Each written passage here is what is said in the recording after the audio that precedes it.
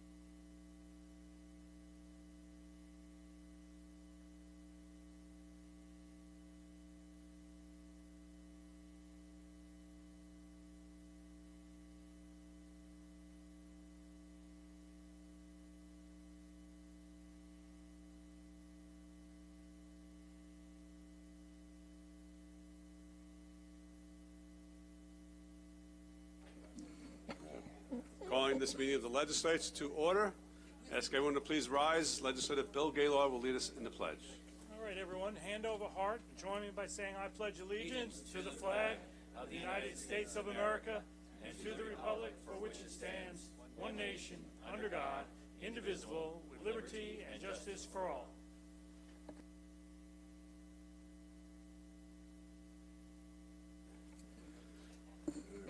Mike, could you please call the roll for the full legislature, please? Thank you, Presiding Officer. Deputy Presiding Officer Howard Copel. Alternate Presiding Officer Denise Ford. Here. Legislator Sela Bino. Thank you. Legislator Carrier Salage. Yeah, please. Legislator Deborah Muley. Thank you. Legislator C. William Gaylord III. Present. Legislator John Giuffre. Legislator Mazi Palip. Here. Thank you. Legislator Delia Durigi Witten. Thank you. Legislator James Kennedy. Legislator Thomas McKevitt. Legislator Laura Schaefer. Legislator John Ferretti. Thank you. Legislator Arnold Drucker. Legislator Rosemarie Walker. Legislator Joshua Lafazan. Legislator Michael Gian Gregorio. Here. Thank you. Minority Leader Kavan Abrahams. Presiding Officer Richard Nicolello. We have a quorum, sir. Okay, thank you very much. We are going to go right into the public comment portion of our meeting. If anyone would like to make public comments, we ask that you fill out a slip, which will be at the table to our right and to your left. Submit the slip, and you'll be called on in turn. First speaker is Susan Hanson.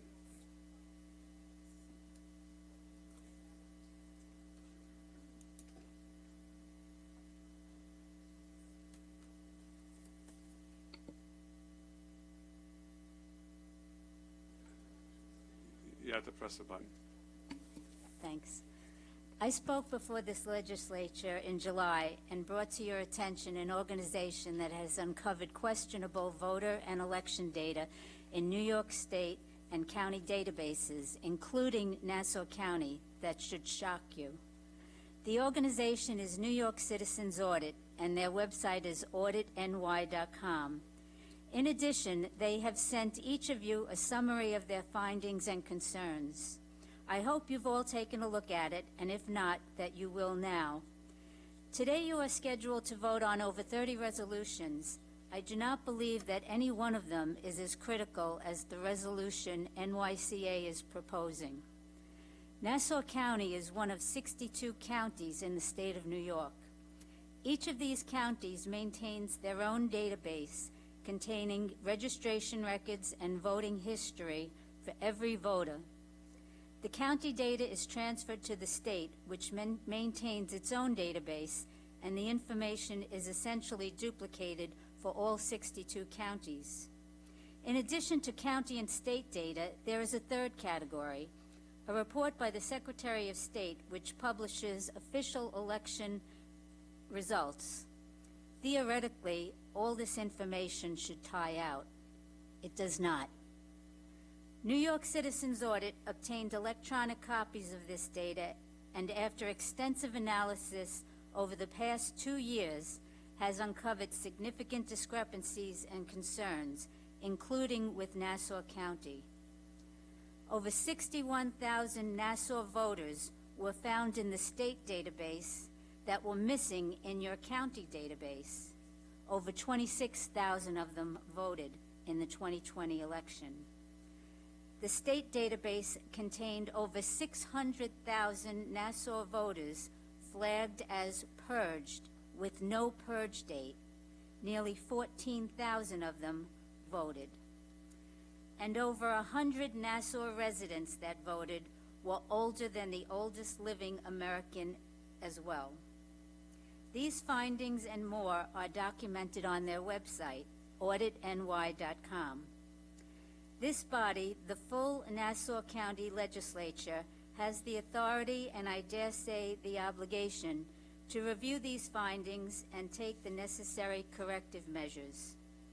The New York Citizens Audit speakers here today have all filled out cards with contact information.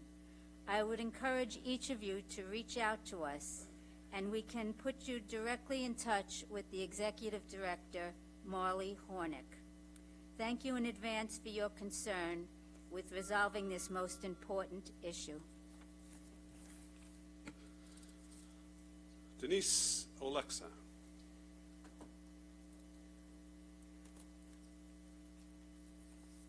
Good afternoon.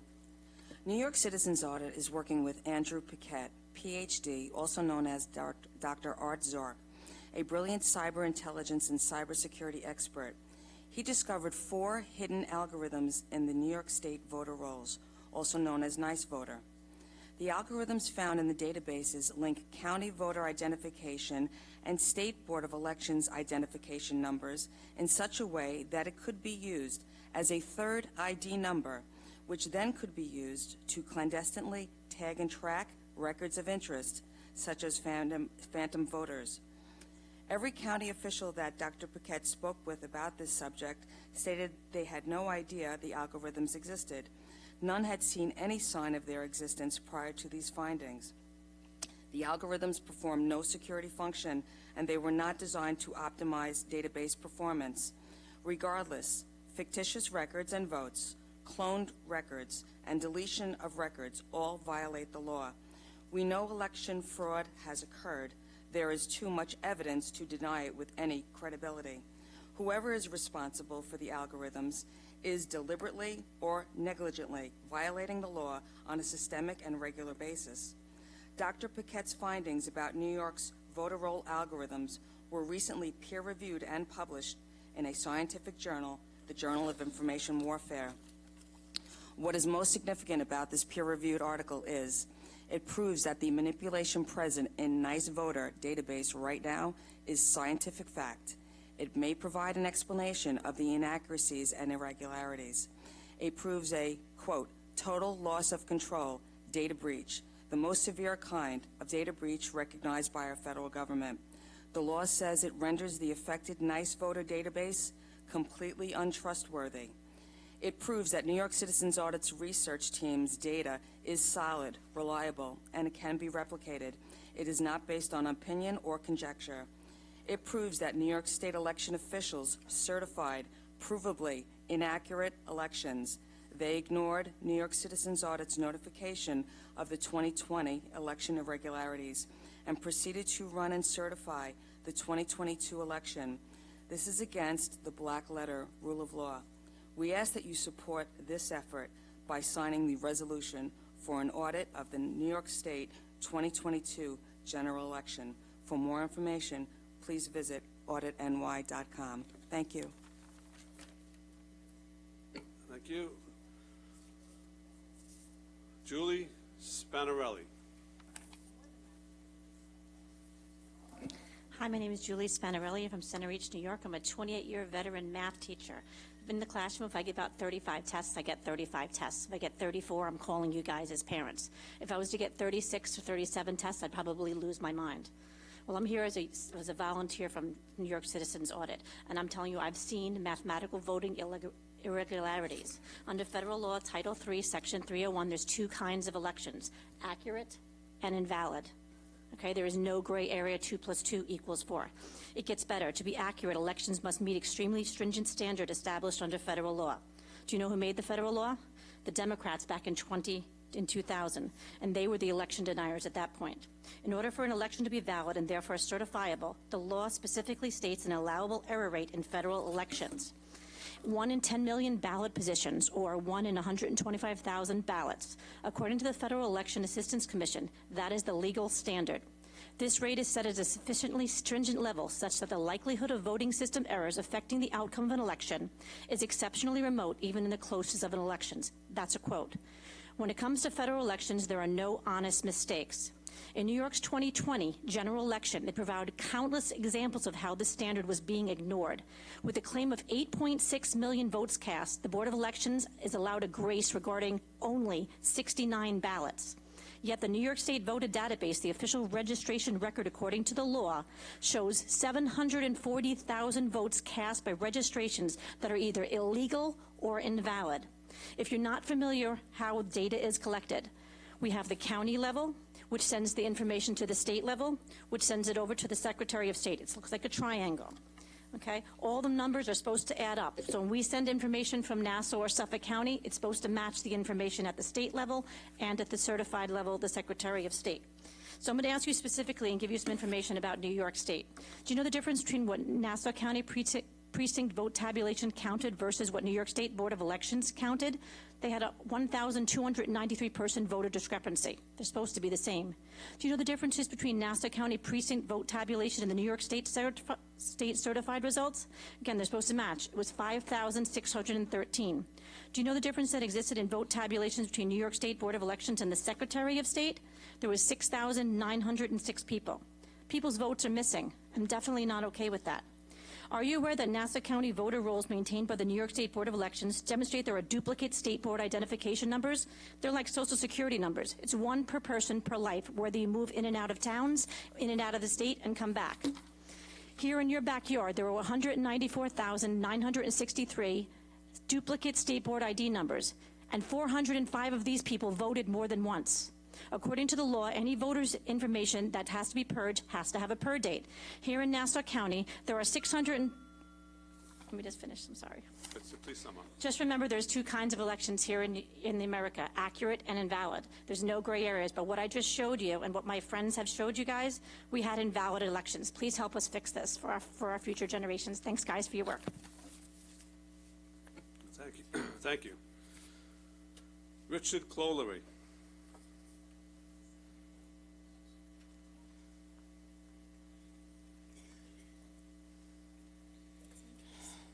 Hello, once again. My name is Richard Clolery, representing East Meadow. I got a whole lot of stuff I want to get off my chest. We have problems all across the board. Roads that have no sidewalks that that goodness forbid, if any driver was distracted, he would hit that poor person. Pedestrians getting hit, and sinkholes in our roads. What's going on? I mean, you guys claim that you care about drivers. What about pedestrians too? I mean, have you been reading the New York Newsday recently? Anyone? Come on, I don't bite really. Anyway, and also,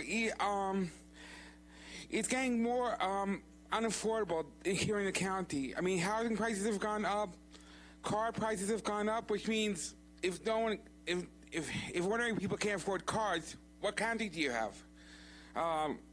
So I'm pleading with you to consider pushing for affordable housing options. The United States are going to let Hochul have her way. And also, we need to increase funding for the buses all across the board. I mean, our bus systems, for the most part, are spotty, but it could have potential to help people. And considering that we might be getting a casino eventually, it would help people get to and from the casinos, don't you think? I mean, let's face facts. Everything is changing. Car affordability has gone straight to hell. Housing affordability has gone straight to hell, and don't get me started with some of the roads here. I mean, there's some roads that don't have sidewalks. I mean, and bike lanes. I mean, how is a person supposed to transfer safely along these certain roads if there's no sidewalk? I mean, you either have to walk in the grass or walk in the street, and goodness forbid if there's a distracted driver.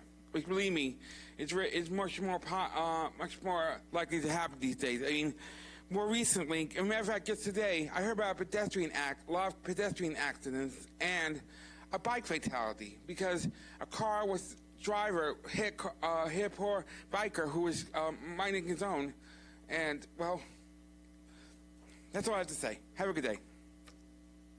Okay, wait, before I go, does anyone have any questions for me? Any? No, we're good. Thank you, Richard. How do I do, guys?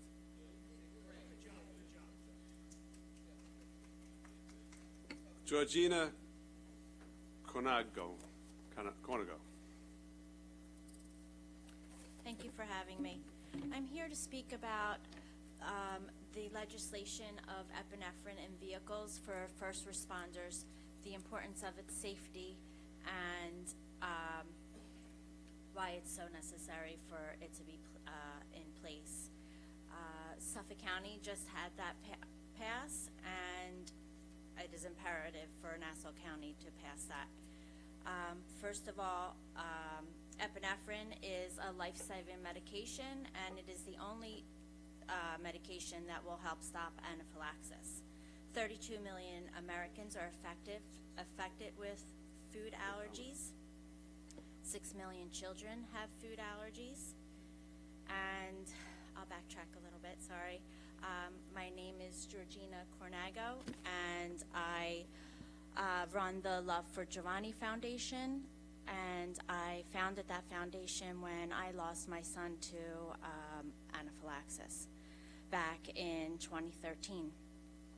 In 2 weeks, my son would be 24, and in 2 months, my son it'll be 10 years since I lost him. So I've been working very hard for the last 10 years to pass all these legislative bills to help save other lives so that they would not know the pain that I feel. So back to the statistics. There are over 1,500 deaths a year due to anaphylaxis. It is estimated, that's an estimation, and there's probably a lot more than that. Geo's law was passed in 2019, and that is the EPI in first responder vehicles, and that's through New York State. That is only an allowance, and we're hoping to make that a requirement because, again, it saves lives. It is a no-brainer to have that available. Limbrook has already put that in place as well, and from having that in place, they already saved 3 lives. They funded it in Northwell Health. It's just, I know I only have a few seconds left. Again, epinephrine should be in the same place as all AED devices. It should be in restaurants. It should be in public entities. Stock epinephrine is an authorized entity. We do not need an authorized prescription for epinephrine. It is something that we really need to think about putting in every place as possible. Thank you. Ms. Cornego, first of all, we want to express our condolences, our deepest condolences on the loss of your son. Thank you. I saw the article in the newspaper about Suffolk County legislature passing the law that you just referenced. It seemed like a good idea to me, and I actually had the same law filed here at the clerk's office. But after filing it and in discussions with the police department, there are issues here at Nassau County. The way our police work is different than in Suffolk. And we have representatives of the police, I believe, here who can provide a little bit of information on this. So we've asked them to come today for this purpose. Okay. Okay.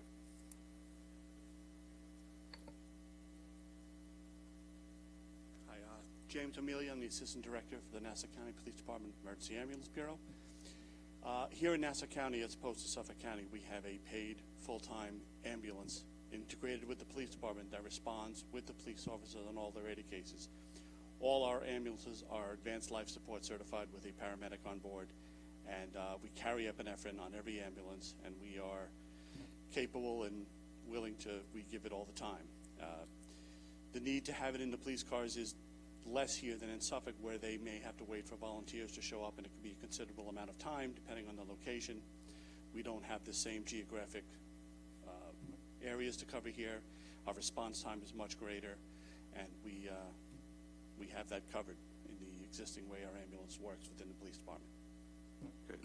My understanding from speaking to Chris Callender is that Nassau County Police are emergency medical responders.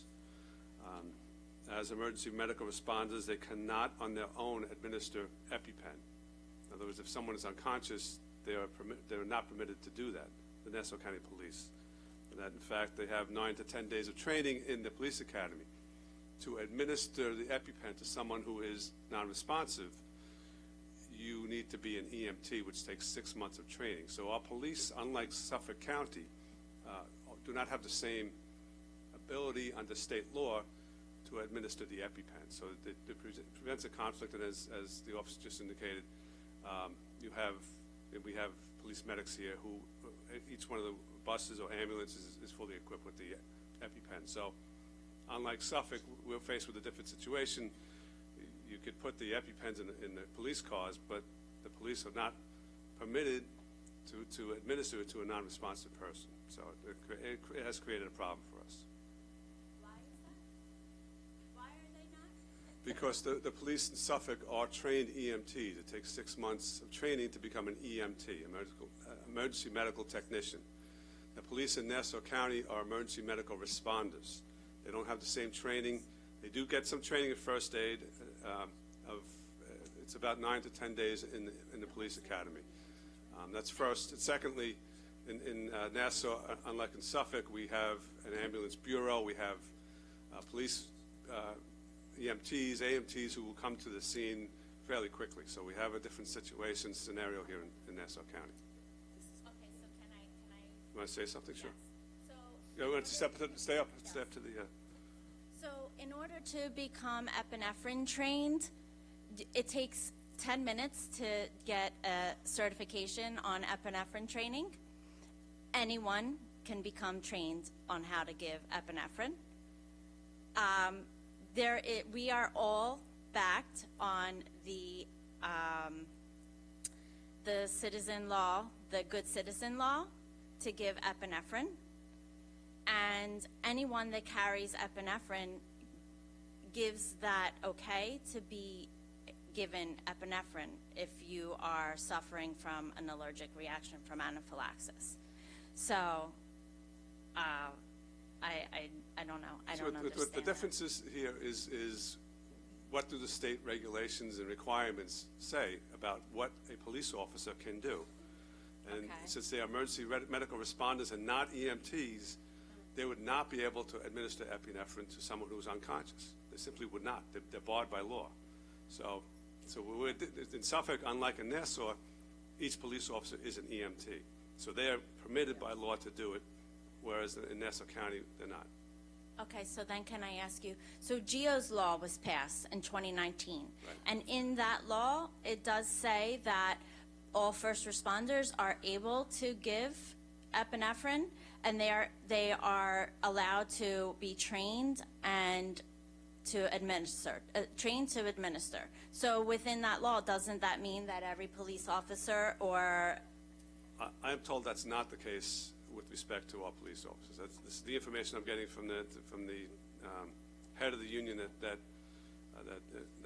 is responsible for the AMTs, very knowledgeable about it, as well as for the administration and the police department. So I'm not sure what the effects of GEO's law are, but I'm being told that because of regulations and because of the training that our police have as opposed to Suffolk County, they would not be able to administer EpiPen to someone who's unconscious. They simply would be barred by doing it.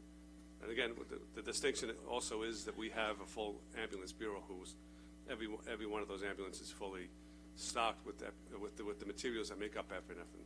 right? But the ambulances is not, an ambulance is still not the police vehicle. Right. You're right. I mean, that's that, and not every ambulance is equipped with epinephrine, or not every ambulance is.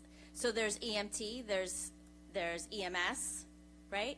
And aren't there certain ones that are allowed to give epinephrine and certain ones are not allowed to give epinephrine? My understanding is that all of our ambulance medical technicians, EMTs on our ambulances are authorized to administer epinephrine, and each one of the ambulances here in Nassau County it has they don't have epinephrine, the brand name, but Right. what they do have is the elements, and each one of them has that, so they can do that. Okay. So. And so how come Limbrook, they are police officers? They may have trained their entire police department in EMTs to become EMTs. And we can't train our police officers? We'd have to train all of our 2,000 plus police officers in the 6 months of training at the academy to become an EMT. So, And it only takes a few minutes. You watch a video. I understand. I'm just Okay, giving you right. the well, I appreciate you information. advocating, which is I'm advocating, admirable. which, if you, I guess, we say, if you don't live it, you don't get it. Right. If you had somebody that had food allergies and who had a life-threatening, Yes. you would understand more that why you would want to. Okay. Thank you. Another Thank you. Deputy Presiding Officer Coppell. Yes, I just want to say that I've met you, and it's enormously admirable and unusual that someone who's suffered such an enormous tragedy can take that and spin it and use it to do something good, to do good for other people, to prevent other people from having the same loss. It is a magnificent thing to do. I just hope you have the strength to continue your good work, and I hope that you're successful in getting us all to a situation where, look, where we don't have to worry about this quite as much. I know that I've got grandchildren who carry around pens, and I know people worry about this kind of thing, and it's scary. It's scary. So I just want to say thank you for what you're doing. Keep on doing it, and lots of strength to you. Thank you so much. Thank you again. Do you think maybe it's just worth us just checking with the GEO's law? Because I believe that most police officers are trained in Narcan. Exactly. So I don't know what would be the difference. And I don't know. I'm not saying. From what I was told, the difference with Narcan is there's absolutely no side effects to Narcan. If you administer EpiPen, there's an issue with potential cardiac issues. So. I have letters from doctors also stating the importance and Okay. that there is no contraindication to All right. epinephrine as well. Okay, yeah, I mean, if you want to provide that to us, we'd very much like to have Which it. I just checked.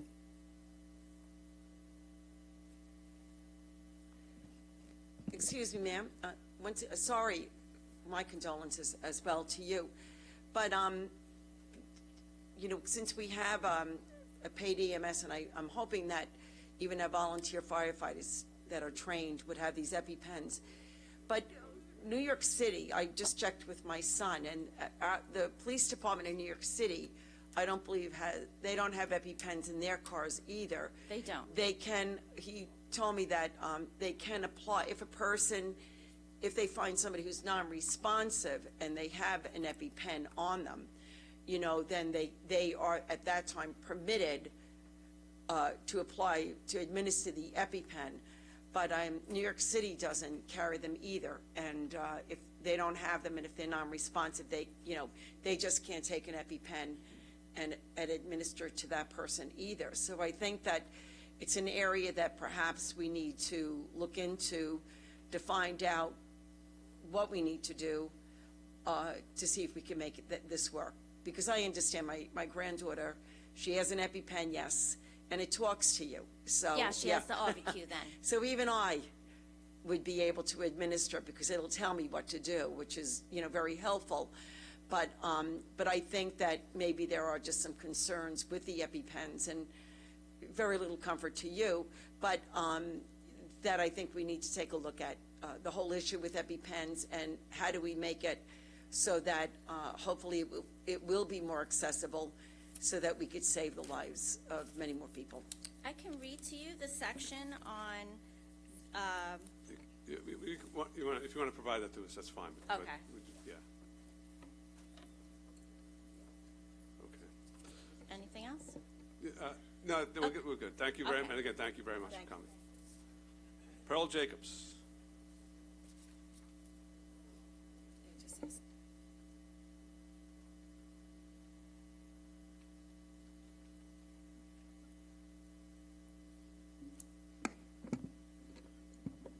I'll wait till you finish. Thank you. I would respectfully request that my questions here and my talking points be answered after I finish speaking, please. Thank you. I would like to start off by saying, Legislator DeRiggi-Whitten, please accept my apologies for failing to acknowledge your great concern for your constituents and the integrity that you demonstrated regarding the lease transfer vote. Thank you for placing your constituents' quality of life above personal ambitions and monetary influences. Question to Legislator Abrahams: where are the cameras for Uniondale that we were promised in October 2022? Almost a year has passed, no updates, no cameras, and Jerusalem Avenue is now a raceway. Question to the legislative body: what are you, as lawmakers, what are your plans to do about the significant increase in accidents in Nassau County? Drunk driving, driving under the influence, dangerous driving, and total lack of adherence to traffic laws are resulting in an increase in devastating accidents and fatalities on our roadways. I am sure that you have seen many of the maneuvers that occur on our parkways. Drivers cutting in and out of traffic while driving upwards of 80 miles an hour. Residents' homes are now being destroyed by reckless drivers speeding through residential streets. There's a solution to help mitigate these horrific accidents and fatalities. That solution would be camera technology. I have previously spoken before this legislative body about camera technology and its effectiveness in reducing traffic accidents. I shared the data, and it appears that it fell on deaf ears. New York City is utilizing camera technology, and it has been very effective in reducing accidents and fatalities. Many states across our country are using camera technology. Why not Nassau County? I hope it's not because you are pandering to constituents that are against camera technology. Why would anyone be against a technology that has proven to reduce accidents, resulting in lives saved? I'm sure residents that obey the laws of the road and drive for the safety of themselves and others would welcome camera technology. Wouldn't you scratch your head and wonder why some residents would push against this technology? I say to you as lawmakers of Nassau County, this is your issue to own and to make right. If you fail to act on this, you are just as guilty as the reckless motorists who cause mayhem and death on our roadways. Thank you, Assemblywoman Szilagyi, for introducing a bill to add speed cameras on the Southern State Parkway to improve safety. I greatly admire your commitment to doing what's right. We woke up to this morning. 3 dead, 2 incidents in Nassau County. I frequently think of the 2 young men. I want to speak their names: Drew Hasselman and Ethan Falkowitz, both 14 years old, killed on May 3rd by a drunk driver. And all they were doing was coming from a restaurant eating after a tennis match. August 4th, late night collision in Roslyn, critical condition. This is every single day.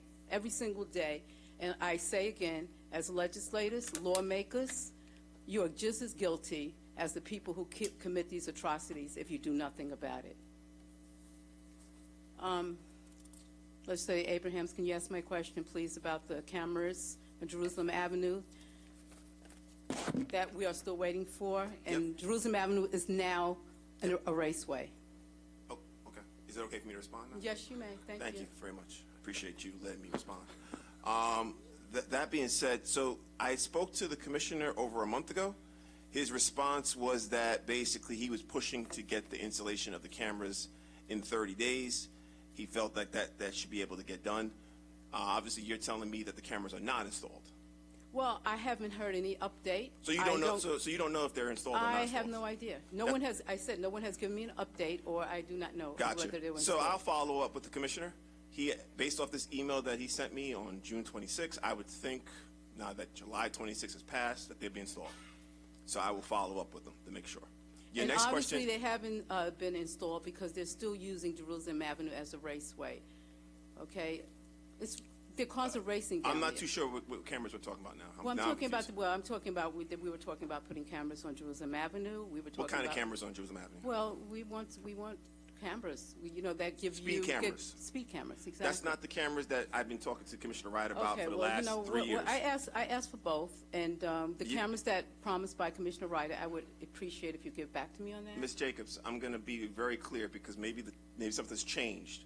The cameras we have talked about were the cameras that are going to be permanent installed cameras located on Uniondale Avenue in the business district. That's what we talked about.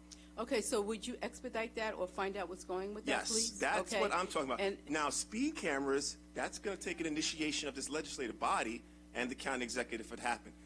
okay, so Commissioner well, Ryder I'm- cannot I'm- do that on his own. Okay, well, I'm speaking about that now, okay? There's too many deaths, there's too many fatalities. People's homes are being ran into.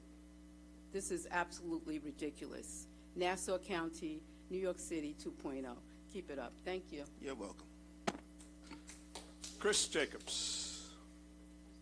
Chris Jacobs.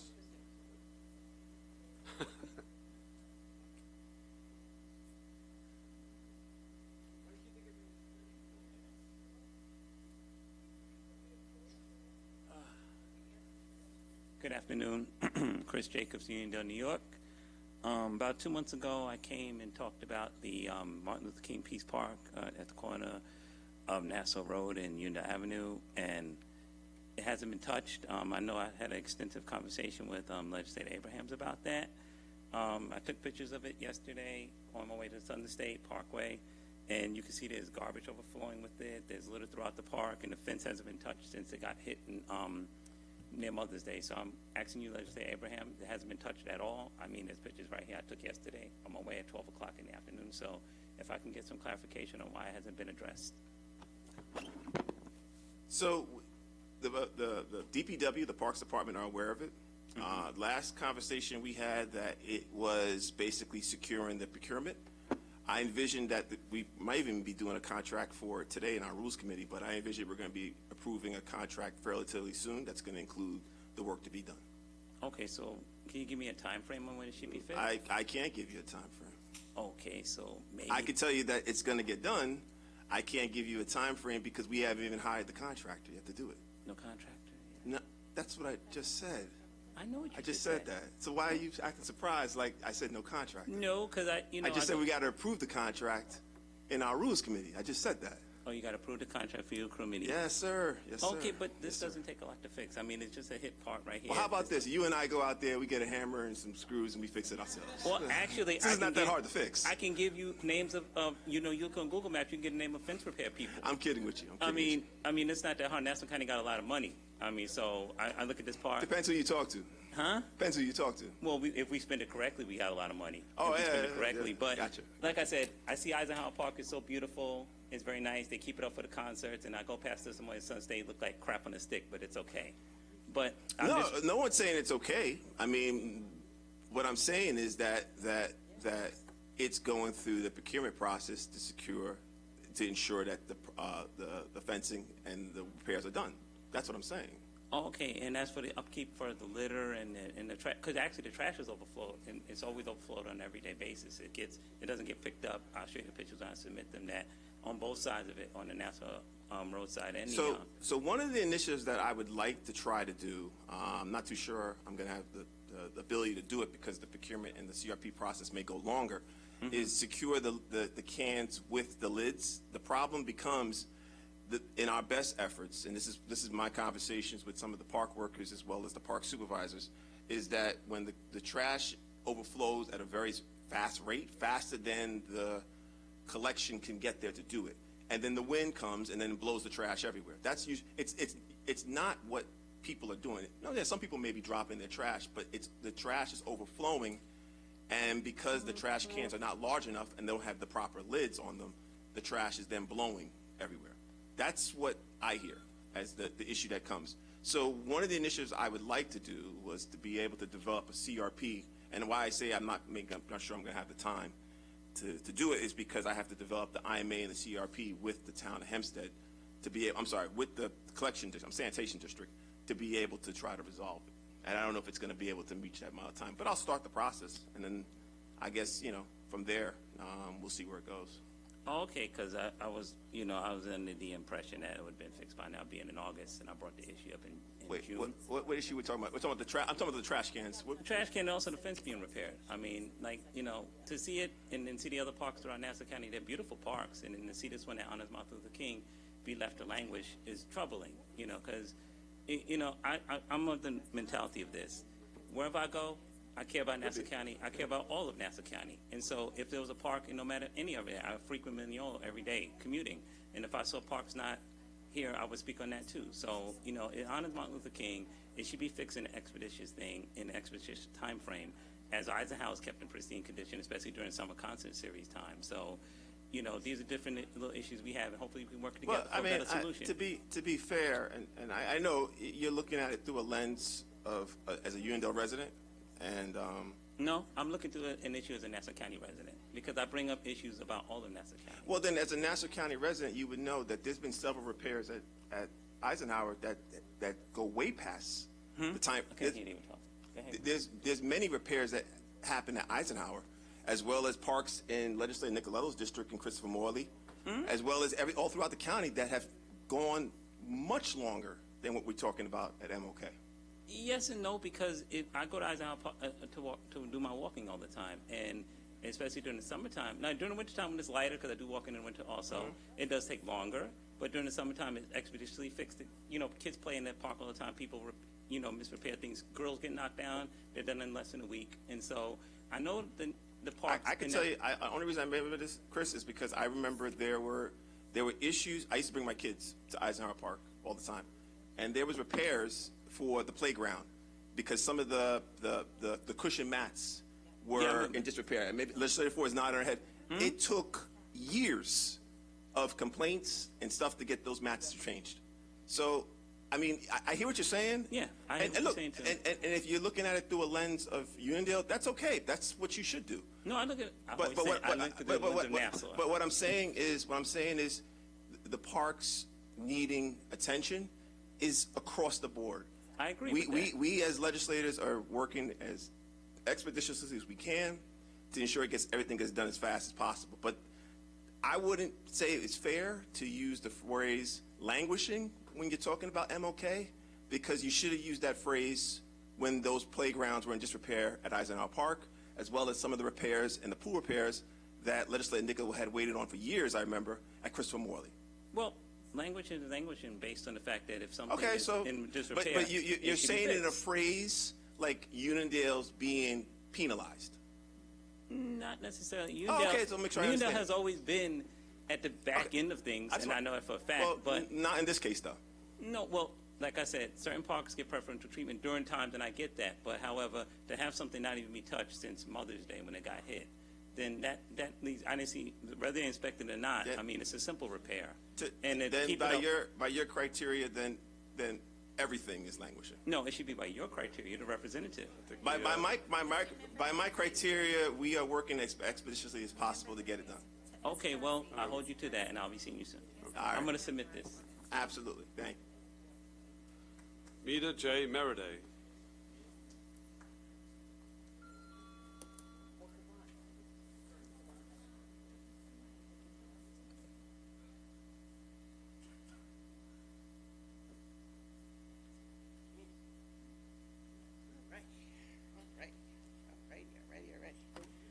Good afternoon. Oh, Ms. Meriday, I'm sorry. I just want to give a response. We actually got a response for Ms. Jacobs, but she's gone. She was taking a phone call. Just to let her know, and we could pass the word to her, that, yeah, that's and it's our husband. So. Oh, there she is. Yeah. Ms. Jacobs, we have a response for you on the cameras. Mr. Lemoyne, I want to thank Mr. Lemoyne for getting back to us. So you have the proper response. Thank you. Thank you. Appreciate it. So, right here, Ms. Jacobs. Cameras 1 and 2 have been installed, and the rest are being installed as we speak. Okay, so, well, thank you. Now, let's be clear, though. These are the permanent cameras that you and I discussed On in my Uniondale office many, many years ago on Uniondale Avenue. This has nothing to do with speed cameras. Okay, well, thank you for the update. I appreciate that, but, you know, it would have been nice if that was communicated to me. Well, I'm communicating to you okay, now. I'm saying previously, so I wouldn't have had came up here and, you know, asked about the cameras for Uniondale Avenue if I knew they were already installed. I understand. And hopefully the others will be installed expeditiously. Yes, yeah. And I hope they're installed because there's a lot of things going on Uniondale Avenue that those cameras should have. Oh, caught absolutely. In the last We agree. couple of months. We agree. Okay, so, you know, let's say, Abraham, please don't pacify me. I'm not a person that could be pacified. I'm not pacified. I'm agreeing with you. Okay, I'm just saying that I'm going to speak with the police because those cameras should have caught several incidents that occurred over the past several weeks. Well, I'm not too sure the police is going to share with you what they caught on camera. Yeah, well, I'm just saying, I just want to make sure the All right. cameras are there. I'm sure they're thinking of sharing stuff with you. I'm sure of that. Yeah, Okay. well, All right. like I said, don't pacify me. Thank Okay. Have a great day. Mita J. Meriday. Does she have any time left? I thought she Hey, I'm glad somebody else is implementing the no clock rule around here. So don't start saying I got 2 minutes and 10 seconds left. I'm just saying. But I'm going to try to be as brief as I can, considering I've been bouncing around airports until about 2 o'clock this morning. Where does one begin, always with this group? Looking at the agenda today, just again, it concerns me, and I loved how one of the previous speakers used the term deliberately and systemically with regard to actions, and unfortunately, that is what's happening with many of the initiatives that our communities need, and they don't seem to receive.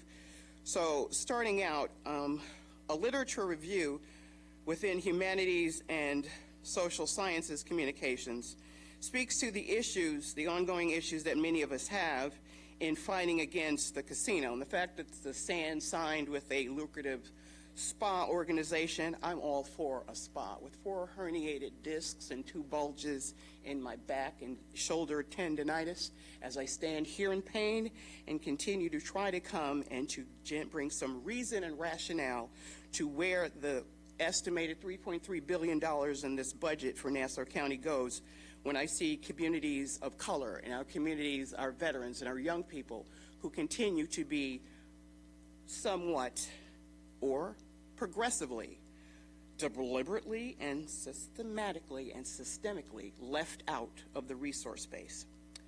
Three things that they brought up with regard to northeast urban casinos is the fact that they continue to be built in mid to lower economic socio communities. Two, the benefits, those promised benefits, the increase in supports and resources that are going to help these communities. In most cases, over 85% do not bear fruit. So all of that we talk about that's going to help and to benefit these communities do not happen. Lastly, the impact on these communities that are already devastated. If anyone's reading Newsday highlights, you have broad stories about the food deserts, not enough food reaching families in their home tables as they're also struggling to meet their mortgages. Poor and inadequate transports, as Richard stood up here, and no one, not one of you, gave him any encouragement. He asked us, how did he do? But he comes here on a bus. And sometimes I myself have witnessed buses broke down, and that's the means of transportation for a majority of the residents that take care of maybe some of your friends and relatives. That's a disgrace. That is a disgrace. And now we're going to build a casino. I live in Baldwin. The location where the Baldwin sinkhole occurred is right at the corner where I go to get my watch fixed, across the street from where the drugstore where I get my medication. Interestingly enough, I was on Grand Avenue that day going to that facility, still haven't got the watch fixed, touring that location to make sure that the residents were going to be okay. There's another sinkhole that popped up in Oceanside, but we're going to build a casino. Pearl Jacobs and the residents of Uniondale are stressing the importance of having a memorial park paying homage to a civil rights leader who lost his life. He lost his life not just speaking for blacks in America. He lost his life speaking for all in America. And if there's one piece of trash that desecrates that facility, it's not just negative to me, it's negative to all of us. And as I said, I was flying back from Birmingham, Alabama, where I was recognized by the National Association of Black Journalists, an organization on whose board I served, for founding another organization, the National Black Public Relations Society, Incorporated. For my work in the community on a national level to address issues of concern. But I have to come back to Nassau County, the state of New York, which has taken the initiative to utilize a ruling out of the Supreme Court about the gerrymandering and the disenfranchisement of voters in this state. But I'm coming out of Alabama. So we have to do better here. We have to step up here. And lastly, we have to, and I'm looking at you, Presiding Officer Nicolello, because I sent you, myself, an email with regard to my ongoing concerns about the veterans in this county. I have not had the decency of a response, a smoke signal, nothing from you, your designee, your representative, nothing about what we need to do to provide more resources for our veterans. Nothing. And if you want to talk about EpiPens, I'm all for that. But student athletes, 1 and 3 every day, are dying because of sudden cardiac arrest. What are we doing about defibrillators on these campuses and on these athletic fields? So again, if you want to do something, if anybody has to say something about that, support that, I'm standing here willing to listen. But if all of you are going to be crickets, guess what? The voters will speak next election. Mark my words. Dropping the mic. Goodbye. Rose Pierre.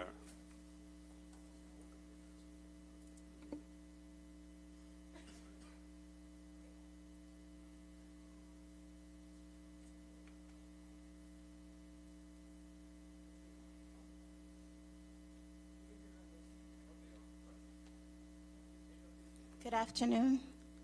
My name is Rose Pierre. I am from Lakeview. My address is 916 Orlando Avenue. I'm a little bit nervous, but it's my first time here, so please bear with me. I do have a concern, and it's a concern that's been dawning on me for a really long time, for quite a few years. It's about the Lakeview water tower, water system, and it's a growing concern that Lakeview doesn't have its own water district or water tower. This is especially concerning because the water company, Liberty, is charging each household per unit as much as it does for gas and electricity. Water is a God-given necessity that shouldn't be treated as a non-renewable resource and shouldn't be associated with price gouging. I have noticed that the past couple of years, any new home complex that is built, infrastructure is included. For example, just up the street, we have a water tower. In addition, this year alone, I watched West Hempstead demolish an old water tower and completed a new one within weeks. Lakeview residents experience a variety of issues related to the water supply, and too often our water is discolored and has an odor. Due to this unpredictability, some of us are apprehensive about using the water to cook, never mind drinking it. I have never in my life observed any other water company having its own personal luxurious SUVs driving around at the expense of residents. It's something I have observed myself. Surprisingly, Liberty Water does. And as a result, Liberty bills its customers using filler fees, which states in my bill, my recent bill. In my opinion, building a water tower for Lakeview would be more convenient and a lot less expensive for everybody. And also, in my opinion, Liberty Water treats its residents, Lakeview residents, as if we are oblivious and obtuse to the strategies that they're using to bill us, and it's unfair. In a meeting that I attended, Liberty reveals that it receives $50 million per year to manage water. It makes no sense, and today I am before you to please do something about it. I have gone to my local representatives, and I was told nothing, so I'm coming before you to help us. That's it. Hi. Let's sit over. Good afternoon, Ms. Pierre. I'm sorry, presiding officer. Hi, Ms. Pierre. Yes, hi. Nice to meet you. Me too. Okay, so I haven't met you before. No. Yep, so I am the local representative for Lakeview on this body. Yes. And so Liberty American Water, previously known as American Water, has worked diligently in that community after community representatives came to me to tell me about the brown water and sometimes the noxious smell that are associated with the water. They came out, they built water filtration systems in the area. They put millions of dollars in the area. They changed mains, and they have a plan going forward, how they're going to try and remediate the water issues there. I have had community meetings regarding the water, and I've advised residents to call the office. Call Liberty Water first, right, or American Water, whoever it was at the time. Call them first, but then follow up with our office and make us aware of your call.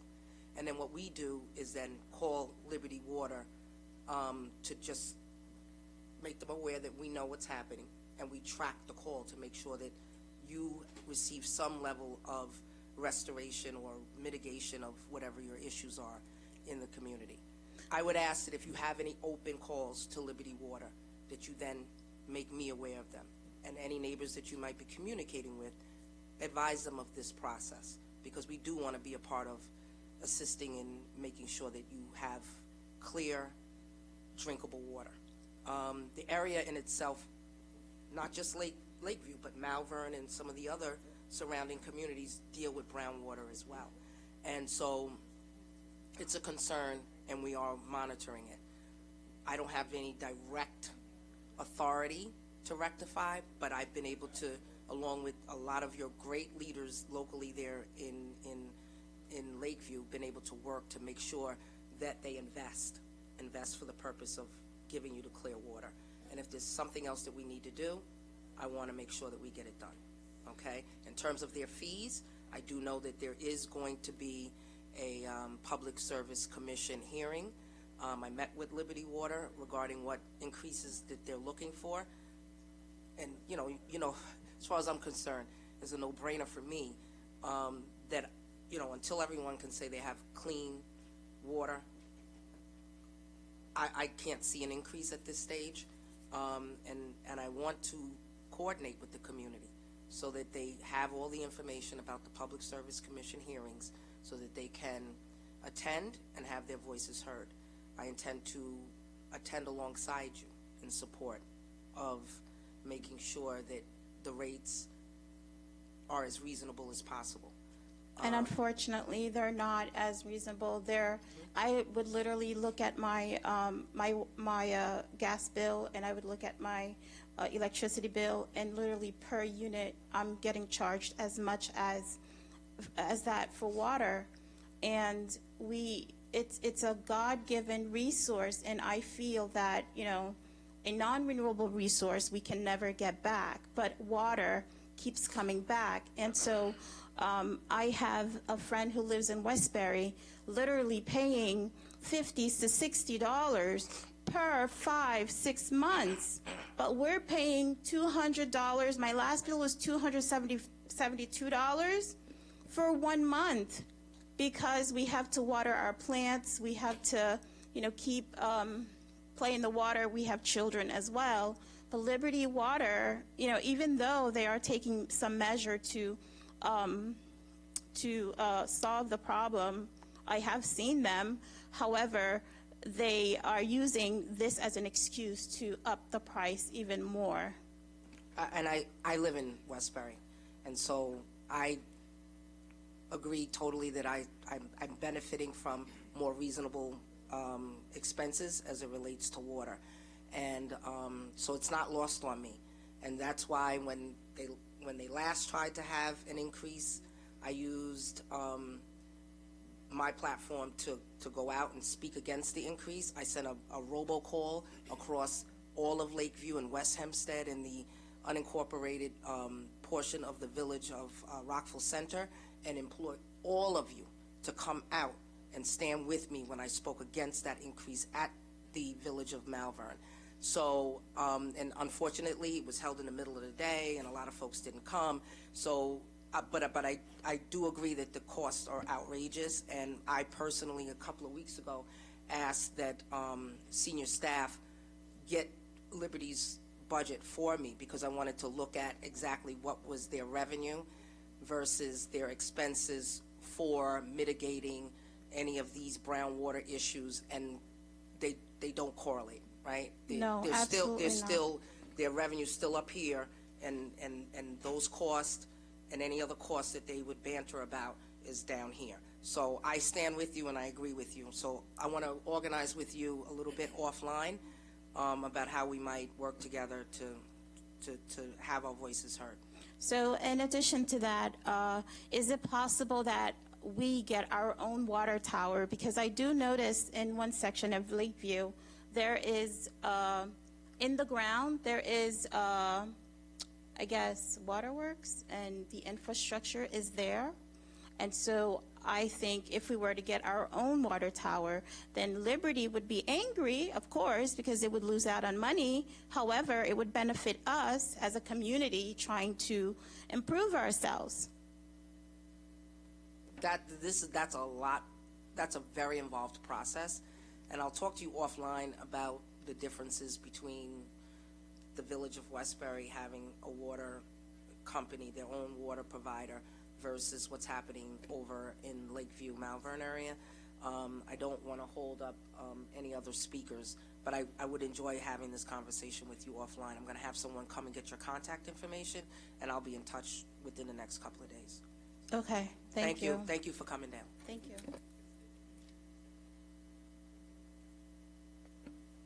All right, that concludes the public comment portion of the meeting. What we're going to do is put full legislature in recess briefly. There are some items that have to pass through rules before going to the full legislative calendar. So I'm going to convene the Rules Committee and ask, Mike, could you call the roll for the Rules Committee? Yes, thank you, Presiding Officer. Legislator Sheila Bino. Legislator Delia Durriti-Witten.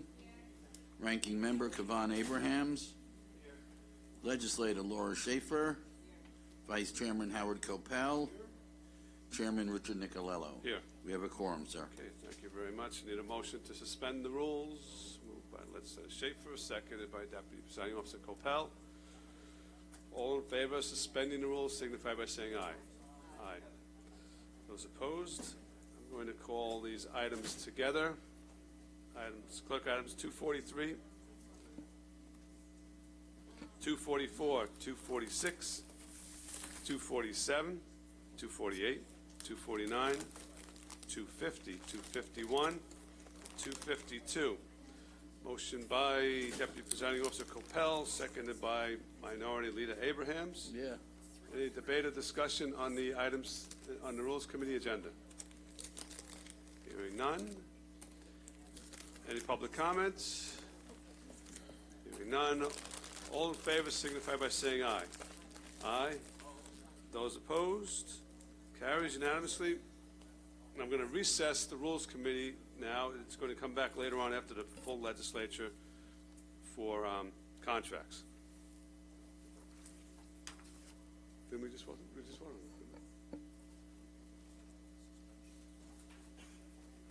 Did we vote on the items? Yes.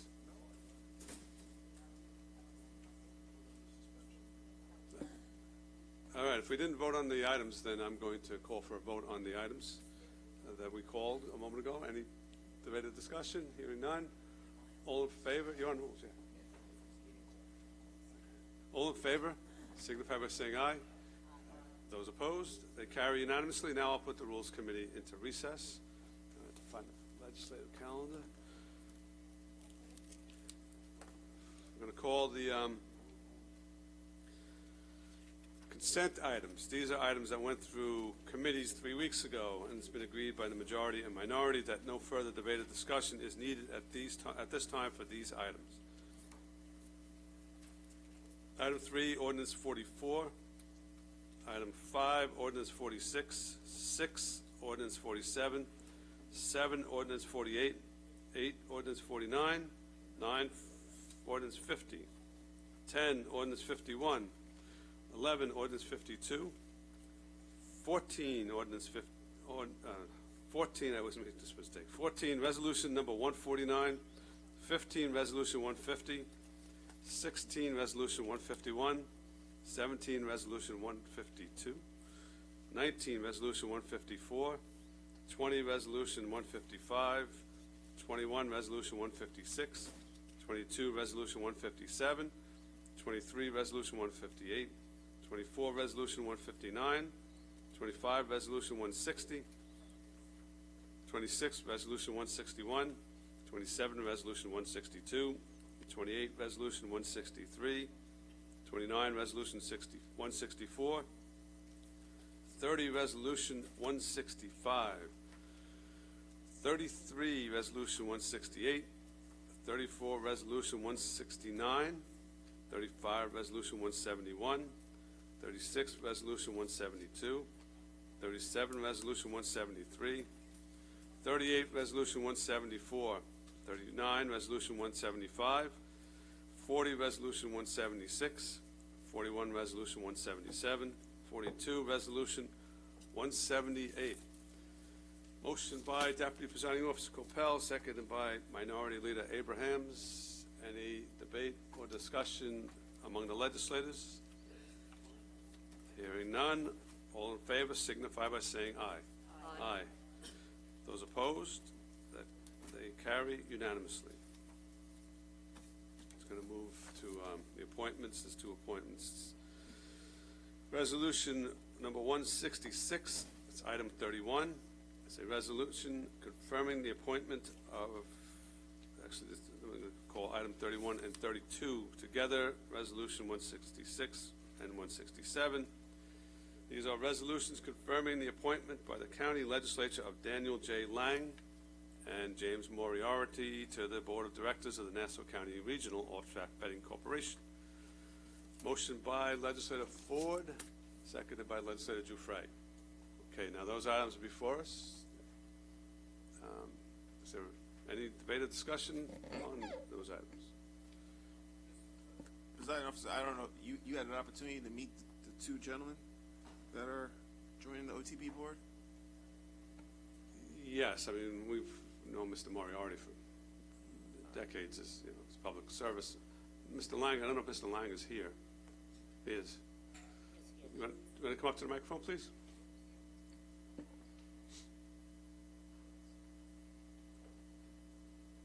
Good afternoon. Afternoon. Why don't you just tell us a little bit about yourself? I'm Daniel J. Lang. I'm a lifelong resident of Nassau County. I born and raised here. I'm raising my family. I've been working in local government for over 25 years. I feel like I have a good knowledge and experience of local issues to make the best decisions for Nassau County and its residents and constituents. And I look forward to doing my best for everybody and all parties involved. Okay. Do you have any questions for Mr. Lang? No, I mean, how are you, Mr. Lang? No, I don't have any questions at this time. I wish we had an opportunity to meet at an earlier stage when we could have actually, I guess, more in-depth questions.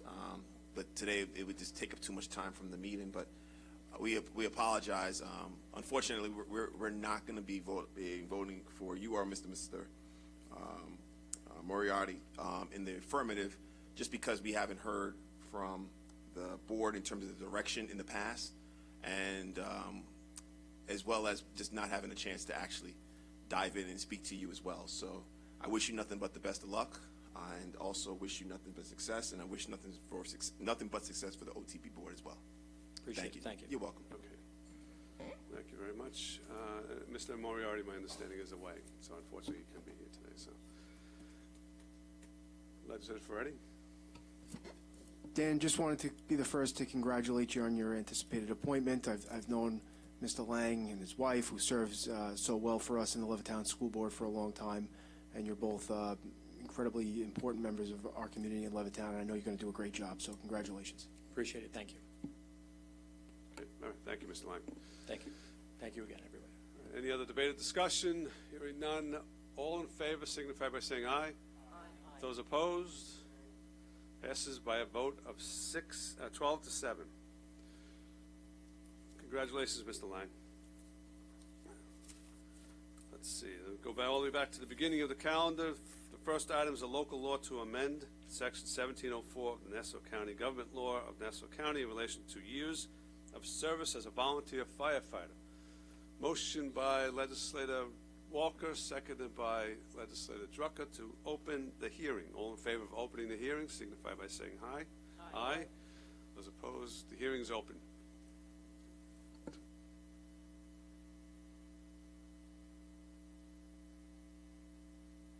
Mr. Utoro?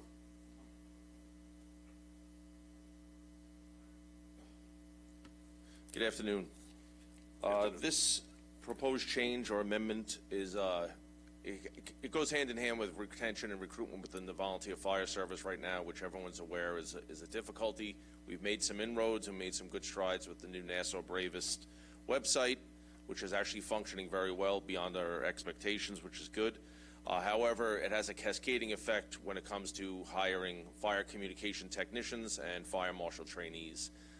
Trying to keep a volunteer firefighter in the system now for more than 5 or 10 years, sadly, is quite an accomplishment. So that being said, we want to continue to have that part in the charter, but we felt by lowering it down to 3 years, it would allow us to have a broader spectrum of folks to that would hopefully take the exams and apply for positions both as a fire communications technician and as a fire marshal trainee, so that we can get them on board. Also, a lot of times after 5 years, you take the test, you wait for the list to come out, you wait for it to be graded. A lot of these folks already have families, they're already entrenched in careers, and they're not willing to take a step back to get a lower pay scale to start employment with Nassau County. So We feel this is a good thing for both the fire marshal's office, fire communications, and also a good thing for the volunteer fire service. And the fire commission has endorsed this through a resolution as well. All right, thank you very much, Chief. Any questions? Legislator Bino. Thank you. Hi, Chief Utoro.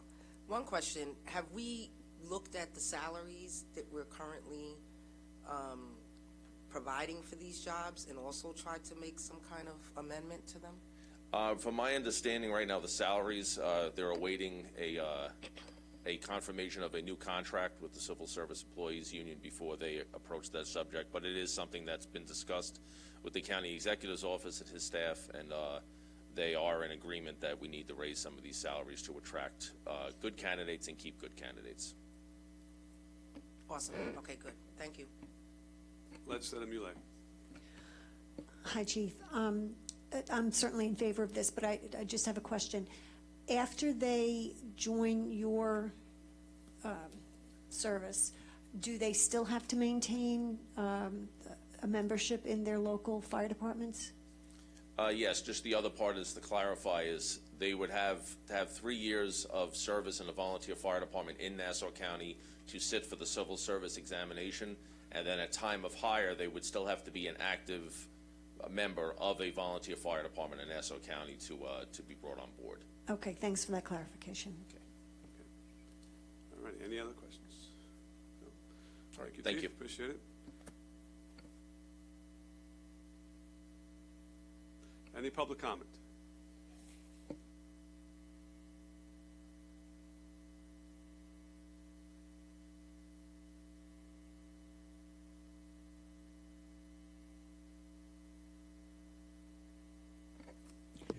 Rita J. Meriday, we were just sharing in the back, and I appreciate Legislator Bino bringing that point up, because literally, as you were asking the question, I said low salary, question mark. My other question has to do with, have we changed or expanded the outreach for potential candidates for this vital service? I mean, have we looked at kind of reaching out with regard to language scenarios to increase the ethnic breakdown of volunteer firefighters? And we really do need to consider, not just with our firefighters, but with other essential services, the low salaries, the limited benefits, the overall packages and the support services, i.e. mental health support services, and looking at it from that overall dynamic so that we can build a feeder base for more long-term and sustainable recruitment and retention efforts. I think that's, that's key. So that's pretty much what I needed to say. And, if anybody wants to answer that offline or do it now so that the public may be aware of what you're doing along those lines, that's fine. But I said what I had to say. Legislator Walker. Mita, I could tell you that every one of our departments are working very, very hard to try to increase their members. Every one of the departments is hurting. I think, many issues take place. I mean, today getting people to volunteer to do anything is not easy. I'm sure you see that in many of the things that you do. And, volunteer as a firefighter, which is far more than in many other organizations, because there's so much training that's involved. And although it's there for them, it's a major commitment. So for many, it's like, well, I don't have the time to do this. I don't want to put the time in. But they are all working very, very hard. I'm in the Ladies Auxiliary in Hicksville, right? And I constantly reach out to our fire marshal's office and work with our different departments and trying to do anything, come up with various ideas as to what we can do, recruitment, plans and whatever, anything we could do to try to bring in more members into our volunteer fire service, and then giving them, other opportunities that they can have, that might be available to them if they are one of our volunteer firefighters. So I think it's a job that we all have to keep up on and all work together, and any ideas that any of us have, we try to, brainstorm and make it better for all. I was just attended Camp Fahrenheit with our juniors. We have a great junior department. Our juniors are really unbelievable, and they're our future, and we have to try to get more involved in our junior firefighters so they like I said, there's more of them to hope build in the future. Whether they'd stay here in Nassau County or not, hopefully they'll take that if they chose to even go to college out of town or whatever, or out of state, that they can be involved there in their, department, so. Exactly. Well, I definitely appreciate that. And as I said, with firefighters, crossing guards, things of that nature, we really need to look at what we're paying them, what we're giving them as far as the support, so we can keep it going. And thank you so much for the information on the junior firefighters, because we need more communities that are aware of that and can contribute to that. Thank you so much. Okay, any other public comment? A motion to close the hearing, moved by Legislator Kennedy, seconded by Legislator Bino. All in favor of closing the hearing, signify by saying aye. Aye. As opposed, the hearing is closed. Something I forgot to do earlier. Need a motion to suspend the rules of the legislature. Motion by Deputy Presiding Officer Copel, seconded by Minority Leader Abrahams. All in favor of suspending the rules, signify by saying aye. Aye. Those opposed, rules are suspended. Item 2, it's the local law we've been discussing, amends Section 1704 of the County Government Law in relation to the years of service as a volunteer firefighter. So moved. Motion by Legislator Walker, seconded by Legislator Muley. Any debate or discussion? All in favor, signify by saying aye. Aye. Those opposed, carries unanimously. Item 4, Ordinance 45 is an ordinance to amend Ordinance 75 of 2022, adopting the capital budget for the County of Nassau for the first year of the 4-year capital plan to commence on January 1st, 2023. All right, so we need a motion. Legislator Schaefer moves. Legislator Ford seconds that. Any debate or discussion on this one? Legislator Muley. Thank you, Presiding Officer. One of the items on here has to do with the emergency work that was done with regards to the sinkholes that have happened in Lido Beach, Baldwin, and now Oceanside. So 3 sinkholes that have happened within the space of 2 months due to our aging infrastructure, particularly the sewer lines.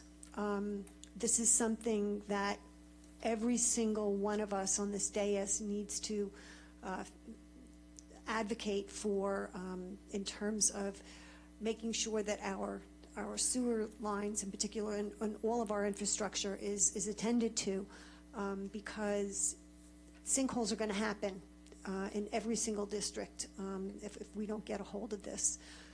We have a unique opportunity with the Federal Infrastructure Act that was recently passed in Congress. We all need to advocate for the quick release of those funds and to make sure that they're able to be used on projects such as this. I have looked at the bill. It doesn't specifically say anything about fixing sewers, but we need to ask our federal representatives to get creative and make sure that we can face this. We talked about a lot of things in terms of development and new housing. We can't do any of that unless we have adequate infrastructure that's safe. And we've been lucky so far that no one's gotten hurt in any of these sinkholes.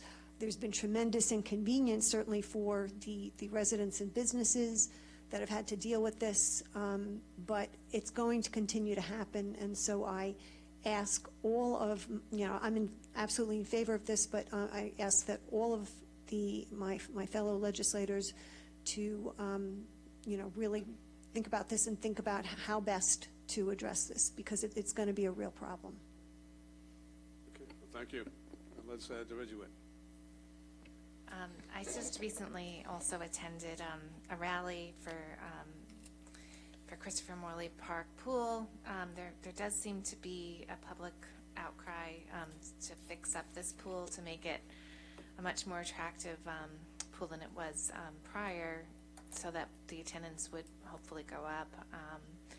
And I see that we are putting in $5 million to the North Woodmere pool. So I think there was an article in the Times last week that just stated how important public pools are, and especially this one did a number of different groups did really advocate for it that might not have access to other pools. So not necessarily this round of funding for, but if we do I guess the next round in the fall or whenever we do it, I would request that we consider putting in money for Christopher Morley Pool.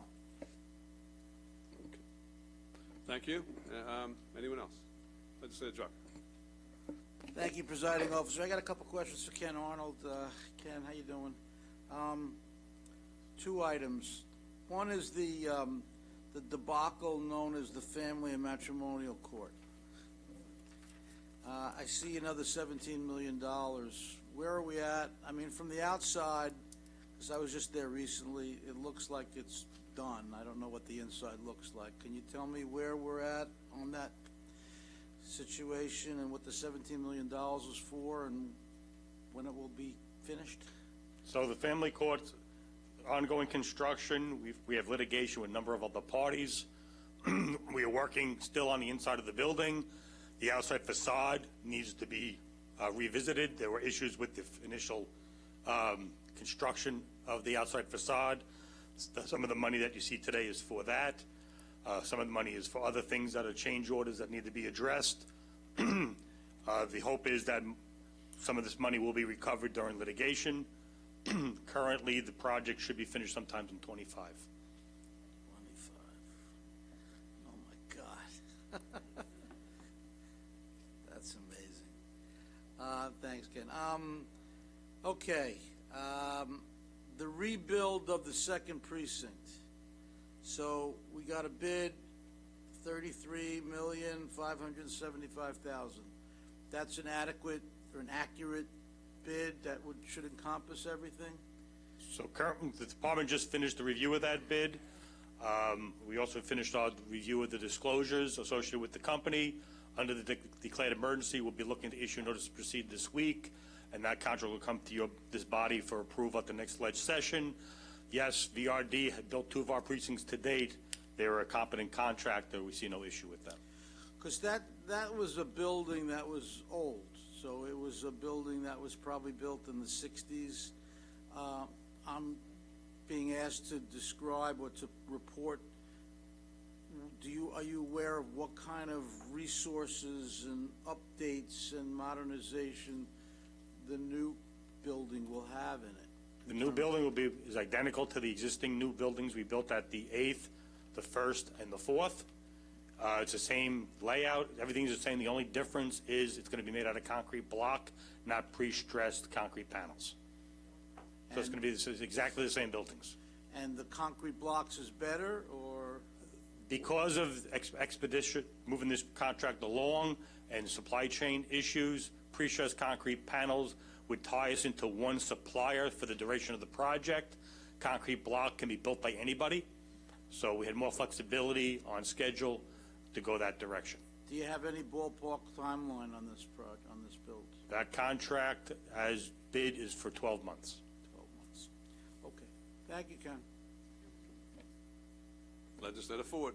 Commissioner Arnold, I see also in here $12 million for the correctional center plan, the master plan. What exactly is that for? Okay, so since last time I came here, I told this body that we had adequate funds for the 832 and B building projects. At that same time, IT was working with corrections on updating the camera and security systems. So we pushed our money to those projects because they were ready to go before I was. So that the money I'm asking for today is to backfill most of that money and also pay for the additional scope that 832 has encompassed. 832 will be going out to bid this month. And again, we'll be as it's declared emergency, we'll be issuing a notice to proceed as soon as we do our evaluation. Thank you very much. Oh, yeah. Okay. And just to double back on Legislator Moulet's conversations about federal funding, this is something very important to the county executive also. And myself and the chief, Arthur Walsh, met with Senator Schumer last week and had this same discussion about the bipartisan infrastructure law and its lack of funding opportunities for this type of work.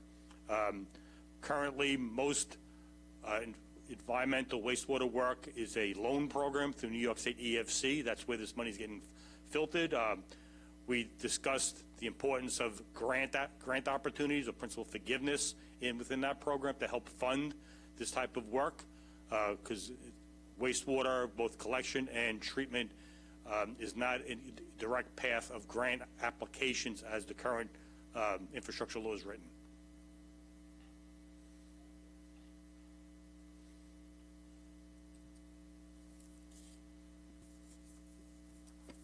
Hi, Commissioner. How are you?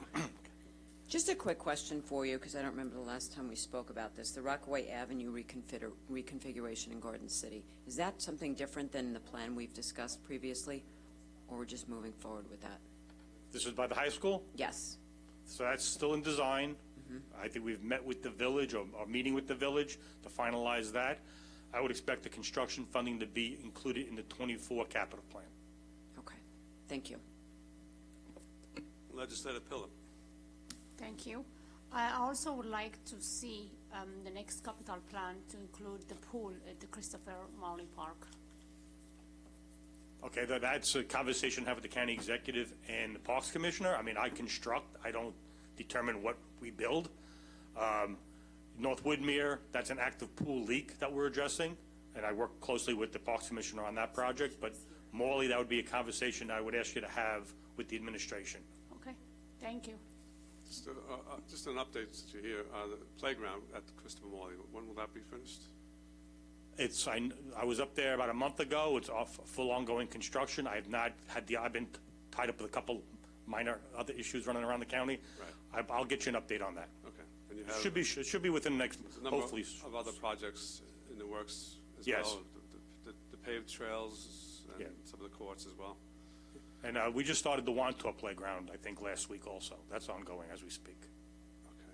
Okay. Let's say Solage. Funding for the North Woodmere Park, will that be used to fix the water slide at the North Woodmere Water Park? I do not believe so. I will double check. I believe it's strictly to fix the pool. We've had an active pool leak there for a couple of years, and our evaluation is that the pool, the whole top deck needs to come off to do that. I am not aware of the water slide issue. I'll talk to Parks. It hasn't worked since last summer, but also, I went there last week, but also the playground at North Woodmere Park. Many residents in that area are complaining about the playground. Dilapidated, slides and swings. Will any of the funding be used to address that? We have a project going out to design bid to address the playgrounds at North Woodmere, Eisenhower, and Caniac. Okay. I'm also talking to the Parks Commissioner about, is there something we can do in the interim, because it's a long process, design, procure, construct, so you're not talking something you're going to see right around the corner. And I personally went to North Woodmere and looked at that playground, and the safety surface does need to be addressed. Yeah. But there's the conversation of the value of changing that safety surface now and then rebuilding the playground. Yeah, it's all over the Herald, and many residents are complaining about it. Yes, we're aware of that. Yeah, but we're looking at if there's an interim solution on the safety surface while we design the playground, because that is going to take a little over 2 years to get to that point. Thank you. Ken, I was at Caniac yesterday, and I know there's issues there with the playground and so on and so forth, but the water fountains don't work either. Like, is there... I don't know if we're actually operating the water fountains anymore. I'd have to double check. They might... I know a lot of parks don't have water fountains anymore. I need to double check on that. Okay. Yeah. All right. Anyone else? Thank you, Ken. Any other debate or discussion? I'm going to call for a vote. All in favor signify by saying aye. Aye. Those opposed, that passes unanimously. Next two are settlements. 12, Resolution 147, and 13, Resolution 148. Resolutions authorizing the county attorney to compromise and settle the claims as set forth in the Lambert Henry and Peter Fusco versus Nassau County cases. Motion by Deputy Presiding Officer Coppell, seconded by Legislator Ford. Any debate or discussion on these two? Hearing no debate or discussion, all in favor signify by saying aye. Aye. Those opposed? Okay, the settlement is passed by a vote of 12 to 7. Last item is 18, Resolution 153. Legislator Lafazan is leaving the chambers, will not be participating in any debate or vote on this. It's a resolution authorizing the county attorney to compromise and settle the claims of plaintiff as set forth in the action entitled Charles B. Wong versus County of Nassau. So moved. Motion by legislator Walker, seconded by legislator Kennedy. Any debate or discussion on this one? Hearing none, all in favor signify by saying aye. Aye. Aye. Those opposed? Nope. Carries by a vote of 12 to 6. Okay. All right. You can. So that's the end of the legislative calendar. Motion to adjourn, legislator Gian Gregorio, seconded by legislator Ferretti. All in favor of adjourning signify by saying aye. Aye. Aye. Those opposed? We're adjourned. We'll go right back into the Rules Committee to do the contracts.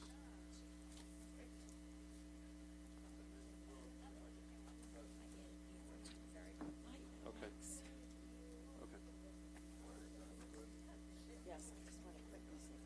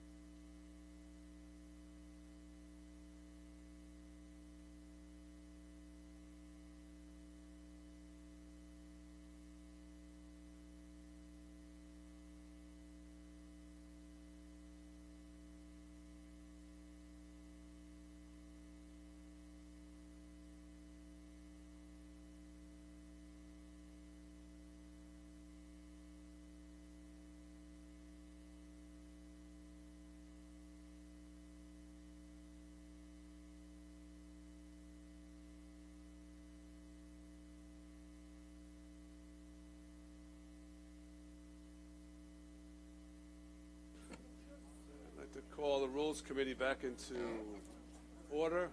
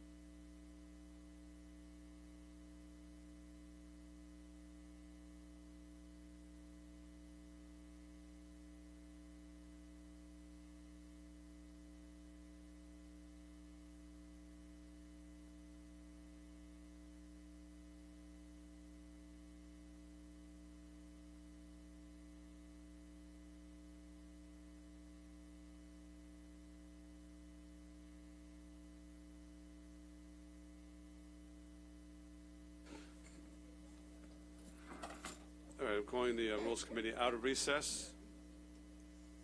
I will call all the contracts at once. A20, A23 are resolutions authorizing the Commissioner of Shared Services to award and execute a purchase order or blanket purchase order between the county and General Audiovisual and the Intergraph Corporation.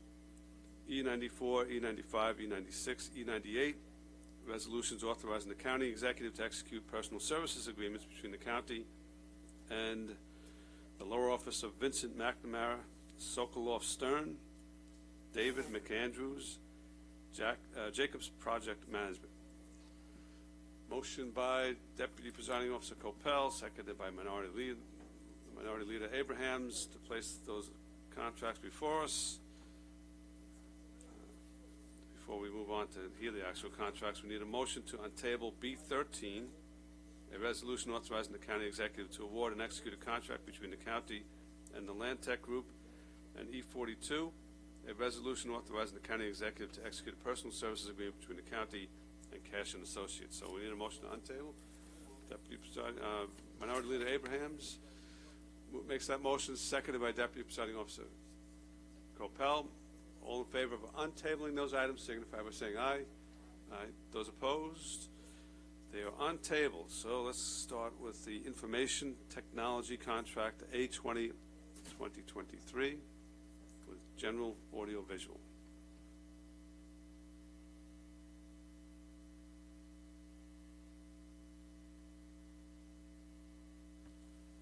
Good afternoon, Legislature. I'm Richie Corbett. I'm the Commissioner of OEM. I'm here speaking on behalf of the IT department. This was created, a blanket order for a vendor which serves to upgrade all the AV equipment in the county conference rooms. The county went out to bid, received a number of responses. County purchasing would like to make the award to the General Audiovisual Incorporated. The maximum amount authorized by this blanket order is $1.5 million over 5 years from Capital Funds 97113. This is a one-year agreement with 4 1-year plus 2 months renewals. OEM has received authorization for grant funds to upgrade their conference room via a grant which expires in August. That's why I'm here to speak about this. We're upgrading our lecture hall, which is used by many state agencies, county agencies, and federal agencies for training. Also, there's several other conference rooms that the IT will be surveying for future upgrades, as well as the legislative chambers. The county, the OEM upgrades, the full grant is $156,023, and the conference room here is for $41,323. Okay, thank you. Any questions? Nope, we're all good. Thank you. Thank you. A23 is a contract between the Police Department and Intergraph Corporation. Good afternoon, William Field, Inspector with the Police Department. Item A23-2023 is to authorize and award a purchase order between the Police Department and Intergraph Corporation. This is for a custom interface for text to 911.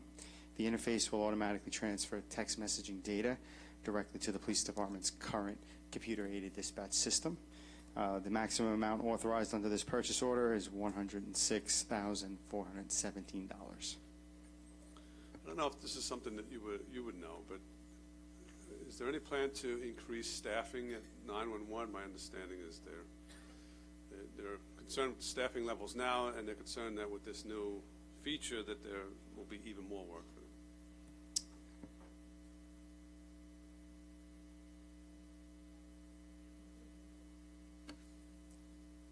We're always trying to hire and keep our staffing at as manageable as possible. As to the impact of this system and that, I don't really know if I have an answer to that. Okay. We'll ask you to take a look at it then. Absolutely. Right. Let's say there is you in. Hi, how are you? Good, how are you? We recently submitted legislation supporting the texting of 911 texting.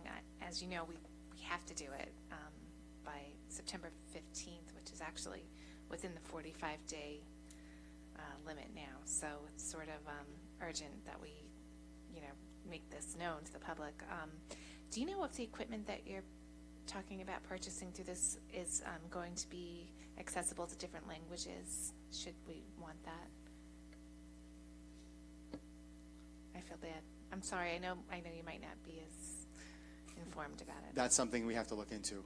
We had discussed that earlier today, so that's something that we're going to look into. Its connection to our current services and our current language line services, and potentially if there's anything else that we need to do to implement. I think that would be really important, maybe before we, I don't know, I don't want to delay the purchasing order, but it's a very important aspect of this new program.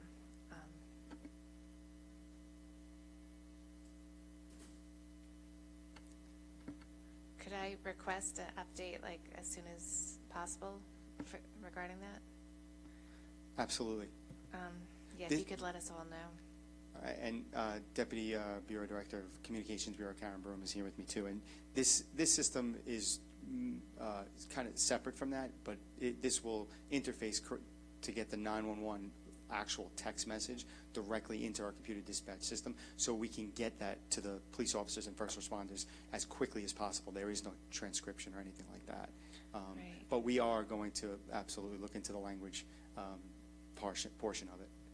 Okay, because I think, that has to be part of it, even before we move forward. If there's an additional cost or anything, I would really hope that you'd come back to us as soon as possible. So Absolutely. Because it might be a separate program, who knows, but we really should use this as an opportunity to address that. Okay. And I'm just putting on the record that, my office actually did submit the piece of legislation. I would love if every legislator signed on to it. It would be great. So I more than welcome that. So hopefully we can pass that as well. So thank you.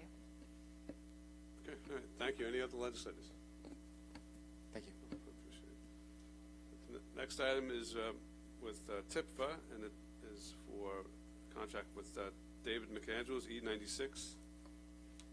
Judge is David McAndrews.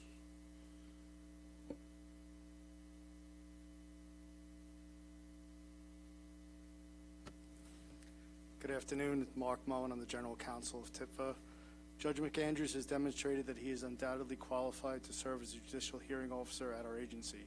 Having retired in good standing as a judge of the Nassau County District Court after serving 2 elected 6-year terms and having there presided during that period over trials of traffic and parking violation cases.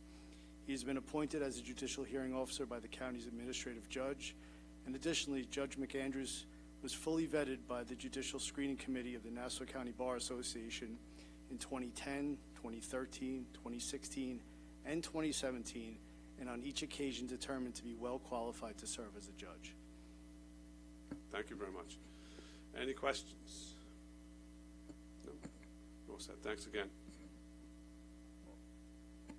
Next 3 contracts are with Public Works, starting with B13, the Land Tech Group.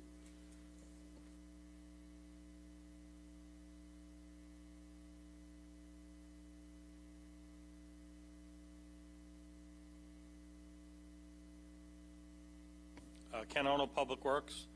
B13 is a construction contract for the rehabilitation of Centennial Park in Roosevelt.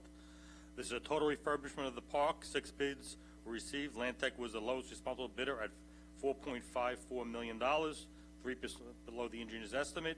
The MW participation is 11% for this project, and this project is also being funded by HUD funding in the amount of $1 million. Not a question, but just, there's a total thanks, Ken. I know when we started this process many years ago, your staff came and met with me, and you've been down at the park multiple times with me to talk about how we were going to see some of the renovations and some of the improvements at the park. And I got to tell you, it obviously COVID and a lot of things slowed us down during the process, but this is a great idea. It's a great project. The community is going to be very supportive. It's going to be it's going to transform that area. That park. tremendously, and it's going to be good for families. So I want to thank you, administration, everyone, for getting us to this point where we're able to approve the contract and hopefully be able to start the work relatively soon. Yes. Oh, I do have a quick question. In regards to the time frame of when the park will be not open or shut down, a portion of it, obviously doing the courts or any other parts, is the plan to do still the entire park would be shut down, or are we able to do it in phases where people can still experience the park during the course of the year? I believe, unfortunately, I think the entire park will have to be closed. I'll look at this further with the Parks Commissioner, but I mean, it's really a total rebuild of the whole park. It's all happening at the same time, I guess. Yeah, and I mean, think to let access into certain areas might be counterproductive. No, that's okay. I mean, that's what we shared with the community many years, a couple of years ago. So they're prepared for that. Obviously, for the outcome, and the end result is going to be much better. Okay, thank you. So next one is 42, Ken? Yeah, no, the next two is similar contracts, E42 and E98. I can read them off at the same time. Sure.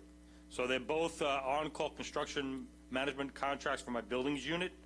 We received 20 proposals.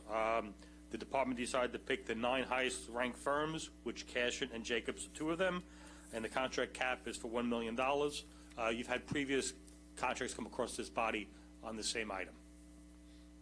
All right, anybody? Just a quick question. Not particular to this, Ken, but I was under the impression, Mr. Jacobs had left, the gentleman that came in and talked about the Unionville Peace Park and how the fence was torn down or destroyed, I guess, going back to Mother's Day of this year. But I was under the impression that we were able to do that through a requirements contract. Is that still the case? Are you familiar with what I'm talking about? I have to find out where we are with that. I've been distracted with a couple of these other big emergency prod things. I'll get back to you on where we are with addressing the Peace Park fence. Okay, I appreciate it. Thank you.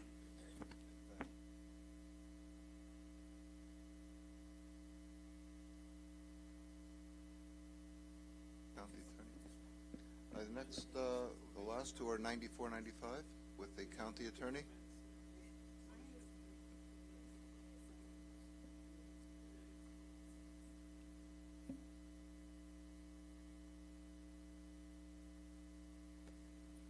Good afternoon, legislators. Brian Libber from the County Attorney's Office.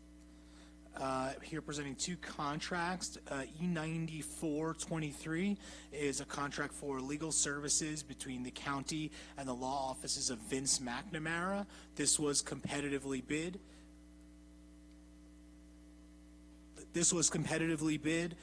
We sent it to 28 bidders and 4 responded, and the most responsive was the law office of Vincent McNamara. If you have any questions, I'm more than happy to answer the same. All right, next. The next one will be E9523, the law offices of Sokolov Stern for the matter of Longsworth. Similarly, we solicited 30 law firms, 6 responded, and Sokolov was chosen as the most responsive of those. Okay, any later discussion? Okay. Okay. Vote.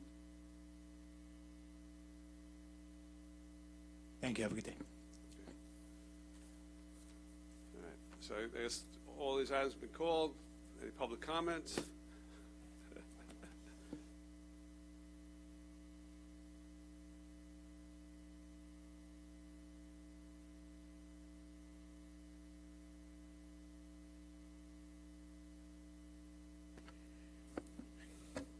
Meet J. I can wait. Thank you. It might be easier for you all to do this all at once when you have all the information before you. It's difficult for the public, again, time frame difficult for the public to be here as well, to take all of this in and be able to come up to this podium with relevant questions that they need to go back to address. But just highlights, I did hear when Ken Arnold mentioned on one of the contracts that there was an 11% MWBE participation. I liked hearing that. One day before I leave here, or my spine just finally seizes up on me, I'd love to hear that there is a service-disabled veteran-owned business that is the prime contractor, since 90% of veterans prefer to work for a veteran business, but the majority of veteran businesses are sole proprietors. And unfortunately, Nassau County does not seem to foster any relationships or development aspects to change that very, very sad statistic. We're talking about parks, and we're talking about development, and we're talking about improvements. And as my legislator, Deborah Muley, asked for the support of this body, because of what will become a prevalent and unfortunate feature, being sinkholes, it's my hope that you look beyond or look into the aspect not just of the infrastructure bill, but the other components of the ARP. Again, being a part of the White House Office of Public Engagement, Faith and Community-Based Organizations, weekly I find out about various forms of resources, not necessarily loans and short-term or low-end grants, but there is funding, direct funding for the type of reconstruction that we need in our communities and our fragile infrastructure. I would hate for someone's loved one or you yourself to be driving down a road that you frequent every day, like I do on Grand Avenue, and you kind of go through the road, not across the road.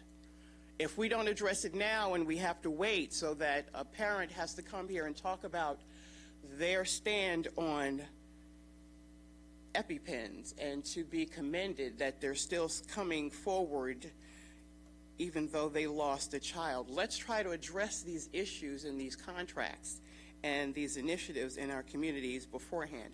I would also suggest with regard to the second precinct, you might want to survey the officers and staff who utilize the 1st and the 8th precinct. And for those who know me, I was definitely among those in my community who fought to get that old house, because the 1st precinct was previously housed in the oldest facility in the group, that we fought to get that precinct rebuilt. We fought to keep that precinct from being consolidated with another precinct, but there are still issues with that building.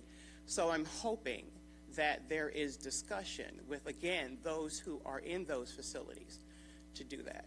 So again, if we're looking at where we are overall, and again, lastly, there seems to be 10 to 11 compromise and settlements with regard to litigations. I've asked to have at least some kind of accounting as to how much we actually pay out versus getting some potential litigators in our attorney's office so that we can come out a lot better.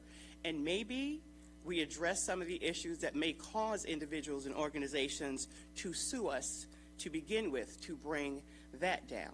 But again, lastly, we need the participation of service-disabled and veteran-owned businesses so we can increase the employment of our veterans and their families so that we can decrease the debt and the suicide in the veteran community. Thank you. Okay, thank you, Mita. I'm going to call the items for a vote. A20, A23, E96, B13, E42, E98, E94, and E95. All those in favor signify by saying aye. Those opposed, they carry unanimously. Motion to adjourn. Legislator Schaefer, second by Legislator Giuffre. All in favor of adjourning signify by saying aye. Those opposed, we're adjourned.